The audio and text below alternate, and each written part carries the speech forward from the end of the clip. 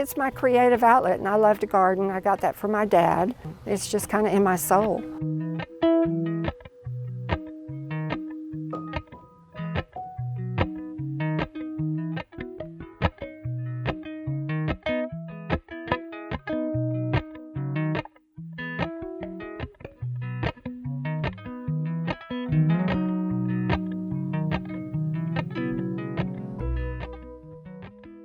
Hey guys, it is Shelby and Michelle with Farmhouse Living, and welcome back to our channel. So we do home tours a lot.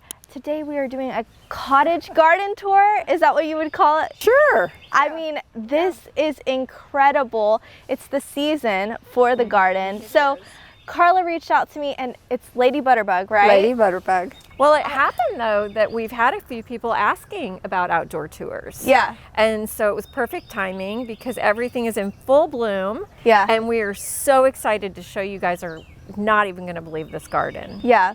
So Carla, tell us how long you've been here and how long it's taken you to establish this garden. I mean, it's more than a garden. It's it's half an acre, you said, right? It is half an acre of all garden. I bought the house about 17 years ago. It's the longest place that I have ever lived in my life. My parents moved around a lot, and then I moved around a lot, so I really enjoy living here, obviously for 17 years. But when I bought the place, it's got 3 oak trees, very mature oak trees, probably 100 years old. And it's got 2 very mature pecan trees. I mean, this area right here is sun, but most of it is shade gardens. So I just, being a teacher, I didn't have a lot of resources. So I started at 1 bed at a time. And I put in the hardscape first. And really hardscape to me is sidewalks, walking area, stone area, anything that is non-plant related. And so I would do a hardscape, maybe 1 or 2 hardscape areas, and plant those every summer when I had time off. Tell us about these bikes. This is like such a unique situation. In between Each fence post, you've put a bike. Well, I went to Toledo and went to the shop called Sir Wigglesworth, and it's no longer open. Okay. And she had a white vintage bike fence. I mean, she had like maybe 20 or 30 bikes all in a row, and I remembered that. And so when I had Lady Butterbug shop, I put in an all-white bike fence. Okay. And when I closed my shop about 2 years ago, just right before COVID, I closed it. And so I moved the bikes here. I didn't have enough bikes to do everything, so I did, this is vinyl fencing, and it's something that I could put up myself and do the bikes. And then the bikes over there are on hoops. Those are greenhouse hoops that I also bought from a greenhouse that was going out of business. We just put those up on there like they're kind of just riding along. And then I plant them with different things every year. They're kind of different. So creative. So fun. So how long does it take you to take care, like how much time a day do you spend out here? Well, I have 3 gardens that I maintain, and they're not quite this extensive. So the biggest time that I spend is raking the leaves. You have oak trees, and you have pecan trees, and you have a lot of nuts. Yeah. And so you're constantly raking. I raked 120 bags of leaves this year myself. This was the year of leaves. Last year it was the year of pecan, and just there was a carpet of nuts. But this year it was, yes, it was unreal. This year it was just all leaves, and it just took me forever. Instead of hiring it out, I just thought, you know, you're going to get out there and you're going to get it done. And eventually I got it done. I'm so impressed that you do it yourself, because I would give up about this one section. I feel like well, it's a lot of sweating. You have to get used to sweating, and a lot of mosquitoes. Yeah. But it's my creative outlet, and I love to garden. I got that from my dad. You know, I just love to garden. It's just kind of in my soul. So what is your favorite spot in the garden? This year, it probably is this area right here.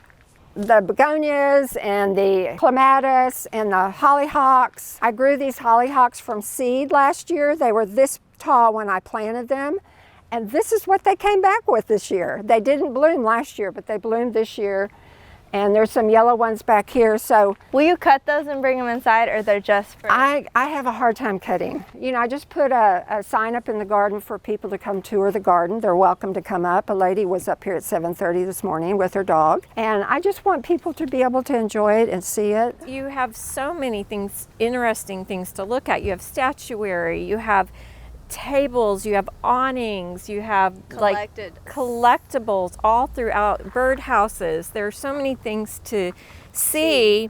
And so for me, I would be in trouble because I would just want to move from spot to spot with my coffee.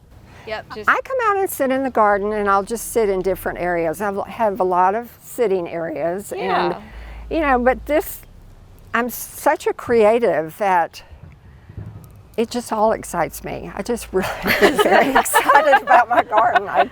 And I get very excited about collecting. Yeah. And I love architectural pieces, and I love to put them in the garden. Yeah. And I will buy, and I have no idea where they're going to go, but I've yet to find a piece that I can't place somewhere.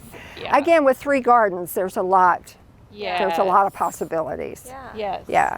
Well, one of my favorite spots so far, we always take a preview before we show you guys. And I love the arches going into your backyard. I feel like I would want to put Christmas lights on it during Christmas. I would want to I feel like it's like a moment every They have season. flags. They have Christmas decorations on them. They're kind of a holiday way of being creative. Yeah. Yeah. Well, Yeah. I think we should go. We should go through the hoops and go Okay. back there. Okay. So here we are entering the back, which I have a thing right now for potting sheds, and you've got multiple glorious structures back here. Yeah. Tell us about this first one. What did you call this? Well, I didn't know what to call this. A couple guys came in and built this, and they used old tin for the roof, and then there's old roofing kind of gingerbread stuff on top, and there's a dove nest, I don't even know what you call it, up on top. You said that was for collecting doves for a wedding, and then you would open that and they would all This is what I was out. told. It's very vintage. I looked it up on Google and I couldn't even find one. Wow. But what I was told, it's got a little door on it. I was told that the doves go in, and like for weddings or special ceremonies, you can take the door open and then the doves fly out, and then they record that. So I don't know how true that is, but it looks like it's that way. I used all vintage lights, vintage windows, anything vintage everything except vintage wood. I didn't use vintage wood. So what do you use that for? Oh, I will not show you the inside. It is full Okay. of architectural pieces. So when you find items, It goes in the shed, This and then is- it comes out when I'm ready to but use what it. if I need something? Like what if I have a project and I just wanted to treasure hunt? Would you, if you didn't have a space for it, would you ever let us in? Maybe. We're gonna have to build a relationship with Carla. I'm very. You have vision for it. Yeah, I'm It's very a long game. because it takes time to find all that. Yeah, does. There's some treasures in there that are maybe 20 years old. But, Wow. I just pull them out and then use them. And this is Victoria Shed, and my followers on Facebook and Instagram named it Victoria Okay. because I had no idea what to name it. And Yeah. so they came up with Victoria because it is very Victorian It looking. is. There you go. So it's Victoria. What do they call that? I call that my greenhouse. Greenhouse, Yeah, okay. it's Yeah. been greenhouse from the very beginning, and it's probably about 15 years old. It's very And you sweet. said you built it yourself. I built it all myself. The old windows came from downtown McKinney Okay. in Jenny Lynn's shop, which is no longer there. It's a fabric store and interior design store. And she put in all new windows in her building. Karen did. She's a friend of mine. And so I got her windows, her old windows. So good. So I built that until I came to the roof, and then I hired somebody to the roof. Yeah. I didn't want to get up on a ladder. I No. thought Yeah. that could be kind of dangerous. Yeah. Yeah. Tell us about what some of your favorite plants are. Oh, my annuals, favorite one, dragon wing begonias, which I have a lot. When I order plants in the spring, I always order 60 baskets of dragon wing begonias. 60 of them. But they don't seem to really go very far because, again, I put them in 3 gardens, so they just kind of, go away. My next one that I just found out about last year is Tyrannia. And it comes in pink and purple, 2 different shades of purple, white, and I love Tyrannia. And you'll see it throughout the garden. I'll point it out, you know, Okay. if we do that. And then the perennials, I love salvias. I'm a hydrangea snob. I really like Proven Winners hydrangeas. I bought other brands and they just have not done well for me. And so in this garden, there's probably 35 to 40 hydrangeas. Wow. The oak leaves are in bloom right now, and you'll see them in the backyard, and there's some right over here. They're in bloom right now. They're a panicle. And, but the other ones, it's going to take probably about another month for them to really start blooming. So there's going to be constant color in the garden this year. Wow. And So I am starting to slowly build out. I just finished my chicken coop / potting shed, and I'm adding things. So I'm very much a beginner, but this is dreams. As a beginner, what would you recommend the plant that I start with? I would start with hardscape. Okay. I would start with your pathways.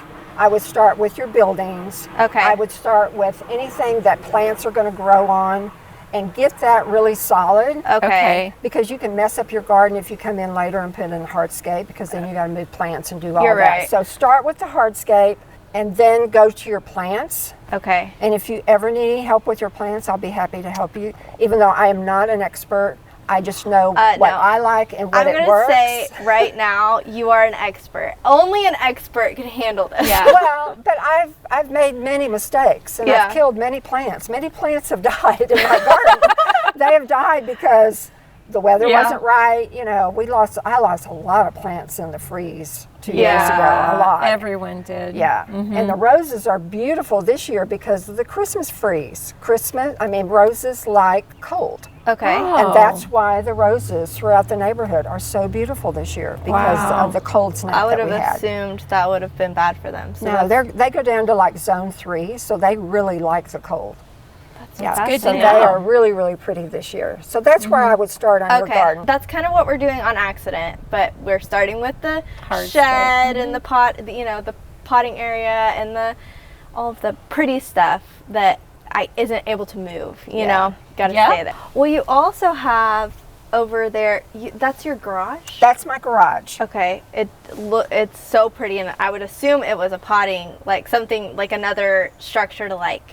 No, it's always been a garage, Yeah. but it was kind of a dilapidated garage. Uh-huh. So I hired a crew, and they came in and literally lifted the garage 6 feet off the ground, poured a new concrete flooring, and then set it down, and then they covered it up with all hardy board scalloped Well, yeah. and made it Yeah, look. so that's why it's very whimsical and conducive for this garden, because it's not your standard garage. Yep. I like to be original, and I like to be creative, and anything that I can do in those two things, I really like that. I don't really like to copy people, Uh-huh. Yeah. even though I'm sure I do. You know, like the bicycles with Sir Wigglesworth, I obviously copied her idea. Yeah. But I like to just be creative and unique. Just let it and, come to you. Just let it come to me, and it comes to me Yeah. all the time. Well, another thing that I've never seen before was your scalloped edge garden beds. Do you have? Oh, yes. So those are like fruits and veggies in there, Yes. right? Well, yes. Okay. Last year there was some plants in there, but this year it's all. Have you been gardening? Like most of this is flowers. Do you garden for food or just mostly I'm pretty? not a very knowledgeable person about fruit, Okay. not fruits, but about vegetables. Okay. I'm learning. Yeah. I tell you where yeah. I've gotten a lot of information about gardening. When I retired from teaching and had a little bit more time, I came across Garden Answer, Laura and Aaron Oh. in Idaho, and or I guess they're She's in somewhere Oregon. up north. Yeah. Yeah, Yeah. they're in Oregon, close to Idaho. And I start every morning with my Dr. Pepper. I'm not a coffee drinker, but a Dr. Pepper. I start every morning with Laura. She has a video every day. Every day. She is Wow. I really plug her all the time. They're like my family. Yeah. They don't know me, but I know them. I know everything about them Yeah. practically. Wow. And I've watched a lot of her videos, Yeah. and I always feel a lot more confident. I think she has over 1 million subscribers, and we're trying to get to 50K. So if you can hit that subscribe button, and maybe we'll get to Laura's level within a couple months, guys, right? Like, we can't answer your gardening questions, but we can bring you folks who can answer your gardening questions. Yes. Yeah. So I want to talk about your side garden, which you called the secret garden, and you had this incredible structure over there where it has some of your favorite architectural finds and things like that. Tell us about building that area out. Well, I built that arbor for Fifi O'Neill and Mark Lohman came and videoed the garden about 7 years ago.